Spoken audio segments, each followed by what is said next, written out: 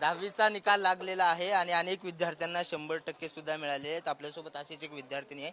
तुझं नाव काय, किती टक्के मिळालेत आणि काय आव्हान होते 10वीच्या परीक्षेत? माझं नाव रावी प्रसाद नामजोशी. मला 10वीत 100% मार्क मिळाले. काय कुठला विषय अवघड होता, कारण काय अनेक विद्यार्थी नाराज झालेत सगळ्या निकालावर. कसा अभ्यास केला पाहिजे असे टक्केवारी मी असं काही कसा दिनक्रम राहायचा? नाही, मी असं काही ध्येय ठेवून अभ्यास केला नव्हता की एवढे पाडायचेच आहेत आणि त्याच्यासाठी मी अभ्यास करते, असं काही मी केलं नव्हतं. मला अभ्यास करायची आवड आहे, त्याच्यामुळे मी सगळ्या विषयांचा आवडीने अभ्यास केला आणि सातत्याने अभ्यास केला. वर्षभर कष्ट केले, त्याचं फळ मिळालंय आता असं वाटतंय मला. भविष्यात काय व्हायचे काय? सायन्स घ्यायची इच्छा आहे आणि प्युअर सायन्सेसमध्ये जायचं आहे. तुमची आई पण आहे, आनंद दिसतोय, तुमच्या मुलीचं कौतुक होतंय. अपेक्षा होती 100%?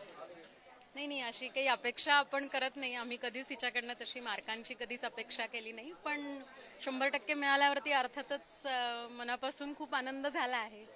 प्रत्येक विद्यार्थ्यामागे आई वडिलांचं योगदान असतं. तुम्ही काय काय सपोर्टिंग म्हणून त्याला काय काय करत होतात, कसं दिनक्रम? तिला अभ्यास करू देत होतो, जिथे अडेल तिथे मदत करत होतो. कुठलाही क्लास लावला नव्हता.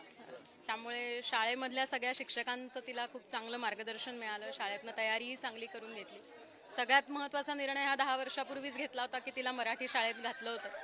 मला वाटतं तो जो कॉन्फिडन्स येतो, अभ्यास स्वतः करण्याची जी सवय लागते, ते सगळं त्याचं मूळ ह्या मराठी शाळेत शिकण्याने आहे. कसा सपोर्ट करत होतात तुम्ही? वर्ष थोडं आई वडिलांसाठी हेच असतं, आव्हानात्मक असतं. 10वीला मुलगी आहे, मुलगी अशी चिंता असते. कसं? नाही, चिंता वगैरे काही नव्हती, कारण चांगल्या शाळेत तिला घातलं होतं. शाळेचे शिक्षक मेहनत घेत होते, ती नियमित शाळेत जात होती, नियमित अभ्यास करत होती. त्याच्यामुळे असं काही ताण नव्हता, काही तिच्यावर प्रेशर असायचं काही कारण नव्हतं. मुलांनी अभ्यास करावा, अभ्यासात आनंद मिळवावा. मार्क हे त्याचं एक छोटंसं रूप असतं. ते जे काही मिळतील ते घ्यावे असं साधारण आमचं मत आहे. तर तिला 100 मिळाले तर आम्ही तसं घेतो. ते आनंद आहेच आम्हाला, पण त्याचं काही प्रेशर किंवा त्याचं ध्येय असं काही नव्हतं. तिने अभ्यास केला, तिला क्रेडिट आहे, तिच्या आईला आहे, तिच्या शिक्षकांना आहे, तिचा अभ्यास ज्या घेणाऱ्या सगळे आजूबाजूचे जे मंडळी आहेत, आमच्या घरातली मंडळी, त्यांना आहे. आई वडिलांची अपेक्षा असते आपल्या मुलाने काय व्हावं, तुमची काय अपेक्षा? नाही, आम्हाला काही अपेक्षा नाही. तिने आनंद मिळवावा आयुष्यात, तिने छान अभ्यास करावा आणि तिला ज्या क्षेत्रात जायचं त्या क्षेत्रात जावं. आमची काहीही तिच्याकडनं अपेक्षा नाही. आमच्या आईवडिलांनी आमच्याकडनं ठेवली नाही, आम्ही आमच्या मुलाकडनं ठेवणार नाही. तर ही जी विद्यार्थिनी आहे तिने 100% मिळवले. कुठलीच अपेक्षा आणि कुठलंच दडपण नव्हतं. आई वडिलांकडून सुद्धा कुठली अपेक्षा नसताना सुद्धा 100% मिळाल्याची प्रतिक्रिया या विद्यार्थिनीने दिली.